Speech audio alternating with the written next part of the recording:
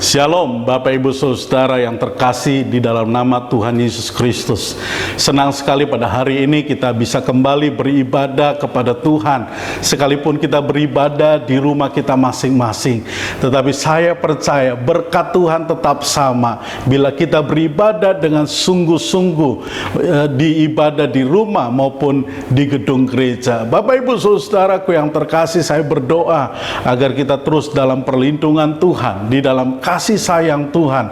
Sekalipun kita sedang ada di dalam situasi yang sulit, dalam keadaan yang tidak menentu, tetapi saya percaya bahwa ketika kita sungguh-sungguh memandang kepada Kristus, maka Tuhan akan mendatangkan pertolongan, mendatangkan berkat, sukacita, damai sejahtera di dalam hidup kita, di dalam keluarga kita, dan juga tentunya berkat-berkat materi. Di tengah-tengah kesulitan ini, Tuhan mampu membuka pintu-pintu yang tertutup. Pintu-pintu anugerahnya terbuka lebar bagi setiap saudara yang mau percaya sungguh-sungguh kepada Kristus. Bapak Ibu Saudara, kita memasuki minggu yang pertama di bulan Agustus ini, dan setiap minggu pertama kita mengadakan perjamuan kudus untuk mengingatkan akan kasih Kristus yang begitu luar biasa, yang telah dinyatakan di atas kayu salib dengan mencurahkan darahnya, agar setiap Bapak Ibu Saudara menerima pengampunan atas setiap dosa-dosa kita. Bahkan darah Kristus mengampuni seisi dunia ini. Oleh karena itu Bapak Ibu Saudara, mari terus memandang kepada salib Kristus.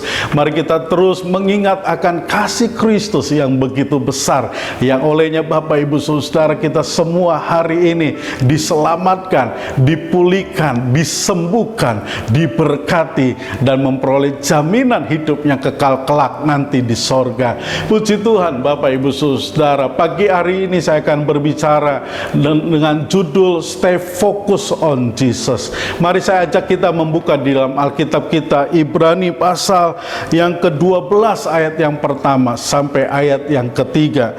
Karena kita mempunyai banyak saksi bagaikan awan yang mengelilingi kita, marilah kita menanggalkan semua beban dan dosa yang begitu merintangi kita, dan berlomba dengan tekun dalam perlombaan yang diwajibkan bagi kita.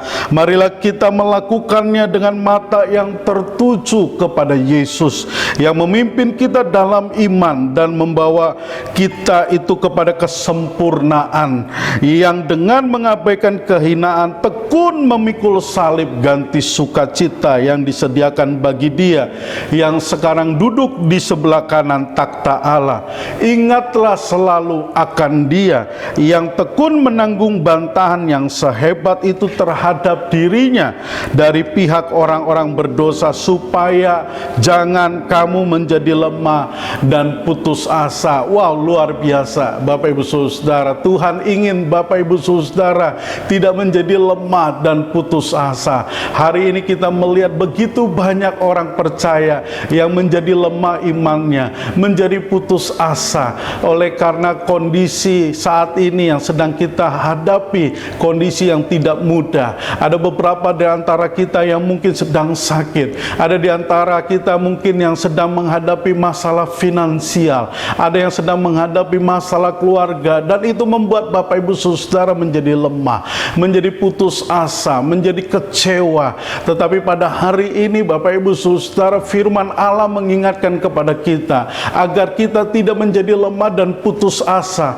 maka kita harus selalu memandang kepada Yesus. Mari kita terus Bapak Ibu Saudara mengingat akan Yesus. Pada ayat yang ketiga, saya ulang lagi pada kalimat awal, ingatlah selalu akan Dia. Bukan hanya pada waktu hari Minggu kita beribadah kita mengingat Yesus, bukan hanya pada waktu Bapak Ibu Saudara engkau didoakan engkau mengingat akan Yesus, tetapi kitab Ibrani ayat yang ketiga ini mengatakan maka kita harus selalu mengingat akan Yesus, selalu mengingat akan Yesus. Inilah yang membuat kita tidak menjadi lemah dan putus asa ketika kita sedang dicobai, ketika kita sedang sakit, ketika kita sedang menghadapi masalah finansial, ketika kita mengingat akan Yesus yang disalibkan itu, ketika kita mengingat Yesus yang telah mencurahkan darahnya bagi kita. Ketika kita mengingat Yesus yang telah menderita ganti kita, Bapak Ibu Saudara, maka kita pasti akan dikuatkan. Pasti kita akan memperoleh, Bapak Ibu Saudara, semangat yang baru ketika kita bahkan hari ini dalam keadaan hampir berputus asa. Puji Tuhan, Bapak Ibu Saudaraku yang terkasih. Pertanyaannya, bagaimana supaya kita dapat fokus kepada Kristus? Bagaimana supaya saya selalu bisa mengingat akan Yesus? Ada 4D yang harus kita ingat, Bapak Ibu Saudara, untuk supaya kita dapat fokus kepada Yesus, untuk supaya kita dapat selalu mengingat Yesus dalam segala kondisi dan keadaan kita. D yang pertama adalah duration of life.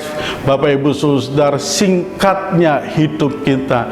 Bapak Ibu Saudara, Alkitab berkata umur manusia 70 sampai 80 tahun.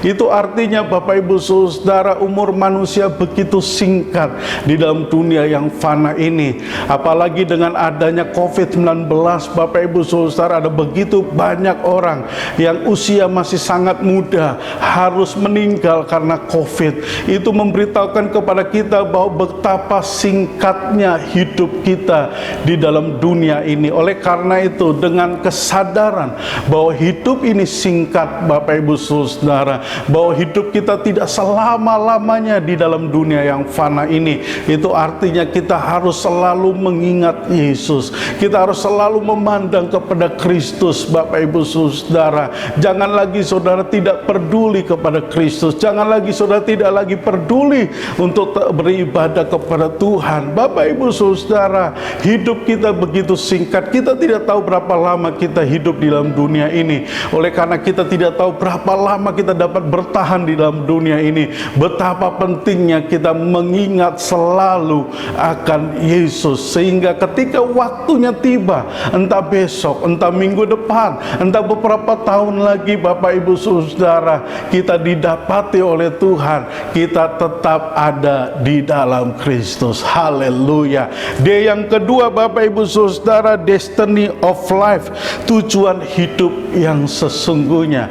Kalau hari ini Bapak Ibu Saudara ditanya, apakah tujuan hidupmu di dalam dunia yang fana ini? Apakah hanya untuk mencari uang? Apakah hanya untuk bekerja? Apakah hanya untuk menikah, lalu melahirkan keturunan, membesarkan anak-anak, menikahkan mereka, lalu kita menjadi opung, lalu kita menjadi akong, lalu kita menjadi opa, oma, Bapak Ibu Saudara, lalu kita meninggal? Apakah tujuan hidup kita hanya seperti itu? Saya percaya bahwa Allah yang telah menciptakan kita dengan begitu dahsyat, bukan hanya menciptakan kita dengan tujuan yang seperti demikian. Saya percaya, Bapak Ibu Saudaraku yang terkasih, bahwa Tuhan memiliki tujuan menghadirkan Bapak Ibu Saudara di dalam dunia ini. Saya percaya tujuan hidup kita adalah untuk melayani Tuhan, untuk memuliakan Tuhan, untuk mengasihi Tuhan, untuk beribadah kepada Tuhan Yesus. Oleh karena itu, Bapak Ibu Saudaraku yang terkasih, mari kita memiliki tujuan hidup yang jelas. Mari kita memiliki tujuan hidup yang dikendalikan oleh Tuhan. Seperti Bapak Ibu Saudara Rick Warren, penulis buku The Purpose Driven Life, hidup yang dikendalikan oleh tujuan. Itu adalah, Bapak Ibu Saudara, hidup kita yang sesungguhnya adalah ketika hidup kita dikendalikan oleh tujuan Allah di dalam dunia ini. Oleh karena itu, Bapak Ibu Saudara, kenapa kita melemah dan putus asa? Karena kita tidak punya tujuan hidup lagi. Karena kita merasa bahwa kita tidak tahu apa yang harus kita lakukan ke depan. Tetapi kalau hidup kita, Bapak Ibu Saudara, memiliki tujuan Allah, saya percaya kita tidak gampang menjadi lemah dan putus asa. Seperti Rasul Paulus, ketika ia bertobat lalu memberitakan Injil kepada bangsa-bangsa lain, ia mengalami banyak aniaya, ia mengalami banyak sekali saudara kesulitan. Tetapi kesulitan, aniaya tidak membuat Paulus berhenti melayani dan mengabarkan Injil. Karena apa? Karena dia ngerti tujuan hidupnya adalah menyenangkan hati Tuhan. Tujuan hidupnya adalah memberitakan kabar baik. Tujuan hidupnya melakukan melakukan kehendak Allah. Oleh karena itu Bapak Ibu Saudara, milikilah tujuan Allah di dalam hidup kita.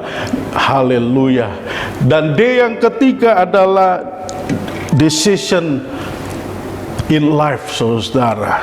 Keputusan kita akan menentukan kehidupan kita di masa depan kita. Setiap hari kita harus membuat keputusan di dalam hidup kita. Ketika kita bangun tidur, kita harus memutuskan apakah kita hari ini mau mandi atau tidak. Ketika kita ada di depan lemari pakaian, kita harus memutuskan mau pakaian warna hijau atau warna merah yang kita mau pakai. Bapak Ibu Saudara, setiap hari kita harus membuat keputusan mau bahagia atau mau susah, mau percaya kepada Tuhan atau percaya kepada apa kata dunia ini, mau sungguh-sungguh berharap kepada Tuhan atau kita putus pengharapan. Oleh karena itu Bapak Ibu Saudara, hari ini putuskan apakah saudara mau percaya kepada Tuhan atau tidak, apakah saudara mau berharap kepada Tuhan atau tidak. Oleh karena itu Bapak Ibu Saudara, mari kita di dalam hidup kita, Bapak Ibu Saudara, membuat keputusan yang benar, ya, membuat keputusan yang akan berdampak kepada kekekalan hidup kita. Oleh karena itu ketika kita memutuskan untuk mengingat selalu akan Yesus, untuk selalu memandang kepada Yesus, maka kekuatan akan datang berlimpah kepada kita, maka sukacita akan datang berlimpah kepada kita, maka kita menjadi kuat Bapak Ibu Saudara. Karena apa? Karena kita telah memutuskan sesulit apapun di dalam hidup ini, saya akan tetap mengiring Yesus, saya akan tetap percaya kepada Yesus. Seperti Yosua ketika di hari tuanya, ia berbicara kepada seluruh bangsa Israel. Dia berkata kepada bangsa Israel, hari ini engkau harus memutuskan kepada siapa engkau beribadah. Aku, Yosua berkata, dan seisi rumahku, kami hanya akan beribadah kepada Allah Abraham, Ishak dan Yakub. Oleh karena itu Bapak Ibu Saudara, mari kita buat keputusan hari ini bahwa kita hanya mau percaya kepada Kristus, mau memandang kepada Kristus, dan sungguh-sungguh berharap kepada Kristus. Maka kita tidak akan menjadi putus asa, kita tidak akan menjadi lemah. Karena apa? Karena ketika kita melihat dan memandang kepada Kristus, maka seperti yang tadi saya katakan, kekuatan Allah mengalir, sukacita Allah mengalir, tujuan Allah kembali menghidupkan pengharapan di dalam hidup kita. Puji Tuhan. Dan D yang terakhir Bapak Ibu Saudara, dedication of life, yaitu hidup untuk mengabdikan diri kepada Tuhan. Untuk apa kita hidup di dalam dunia ini? Apakah kita hidup hanya untuk menyenangkan hawa nafsu kita? Apakah kita hidup hanya untuk Bapak Ibu Saudara mengejar keinginan-keinginan duniawi semata? Apakah Bapak Ibu Saudara kita hanya hidup untuk mengabdi, ya, kepada uang, kepada mamon? Seperti Yesus berkata bahwa seorang tidak bisa menyembah kepada dua tuhan, yaitu kepada Allah atau mamon. Itu artinya Bapak Ibu Saudaraku yang terkasih, saudara harus memilih untuk mengabdikan diri kepada Tuhan, bukan kepada mamon, bukan kepada perkara-perkara duniawi ini. Oleh karena keinginan Bapak Ibu Saudara untuk mengabdi kepada uang, kepada dunia ini, itulah yang menyebabkan banyak orang, ya Bapak Ibu Saudara, terjerembab di dalam berbagai-bagai pencobaan. Firman Allah berkata, terjerembab di berbagai-bagai Bapak Ibu Saudara dosa. Oleh karena itu Bapak Ibu Saudara, mari kita, ya, mengabdikan diri kita kepada Tuhan seperti rasul-rasul Bapak Ibu Saudara. Semasa hidup mereka, ketika mereka memberitakan Injil, mereka mengalami banyak kesulitan dan kesukaran, tetapi oleh karena mereka telah mengabdikan diri mereka kepada Kristus, maka mereka tidak meninggalkan Kristus. Mereka tidak menjadi putus asa dan kecewa ketika mereka harus diperhadapkan kepada penjara, kepada aniaya, karena mereka ngerti bahwa mereka telah mengabdikan diri mereka kepada Tuhan. Oleh karena itu Bapak Ibu Saudara, kesulitan yang sedang kita alami hari-hari ini ya tidak akan membuat kita, saudara, gugur iman kita. Bila kita ngerti bahwa ketika kita sedang menghadapinya, kita sedang mengabdi kepada Tuhan, maka Tuhan yang akan bertanggung jawab atas hidup kita, keluarga kita, bisnis kita, sekolah kita, pelayanan kita. Oleh karena itu Bapak Ibu Saudara, tetap kuat dan tetap semangat, terus memandang kepada Yesus, terus fokus kepada Yesus. Mari kita belajar Bapak Ibu Saudara, seperti apa yang dialami oleh Petrus ketika dia berjalan di atas air mau menghampiri Yesus yang juga sedang berjalan di atas air. Awal dia berjalan di atas air, Bapak Ibu Saudara, Petrus saudara begitu bersukacita karena dia berjalan di atas air.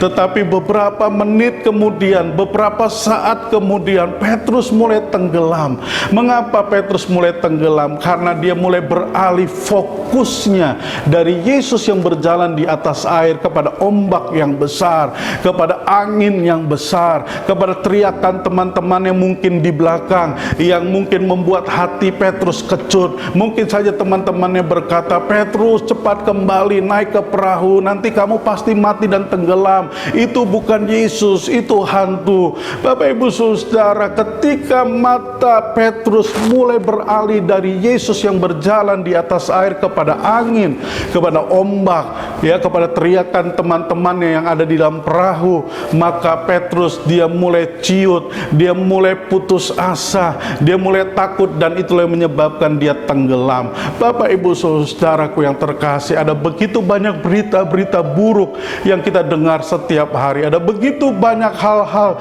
yang buruk yang kita saksikan setiap hari di masa pandemi ini. Oleh karena itu, kalau kita terus mendengar dan Bapak Ibu Saudara menyimpannya di dalam hati dan pikiran kita, dan kita terus mengingatnya hal-hal yang buruk yang kita saksikan, yang kita dengar setiap hari, maka seperti Petrus, kita akan tenggelam di dalam keputusasaan, dalam ketakutan. Tetapi mari kita Bapak Ibu Saudara terus mengarahkan mata kepada Kristus, memandang kepada Yesus, maka kita akan tetap berjalan di atas kesukaran dan kesulitan yang sedang kita hadapi hari-hari ini bersama dengan Yesus. Puji Tuhan Bapak Ibu Saudaraku yang terkasih, saya percaya kita semua akan selalu ada di dalam perlindungan dan di dalam kasih setia Tuhan yang melimpah-limpah sekalipun di masa sulit yang kita alami hari-hari ini. Puji Tuhan, mari kita mempersiapkan hati kita pada pagi hari ini Bapak Ibu Saudara untuk menerima perjamuan kudus. Mari Bapak Ibu Saudaraku yang terkasih, buka hati kita selebar-lebarnya, izinkan kuasa Kristus mengalir kepada setiap kita. Puji Tuhan Bapak Ibu Saudara. Tuhan Yesus, terima kasih untuk firman-Mu, firman-Mu yang meneguhkan dan menguatkan iman kami. Bila sebentar kami akan menerima perjamuan kudus, mari ya Tuhan, Engkau kuduskan hati kami agar kami dilayakkan untuk menerima tubuh-Mu yang dilambangkan oleh roti dan juga darah-Mu yang dilambangkan oleh anggur. Di dalam nama Tuhan Yesus kami berdoa, haleluya, amin.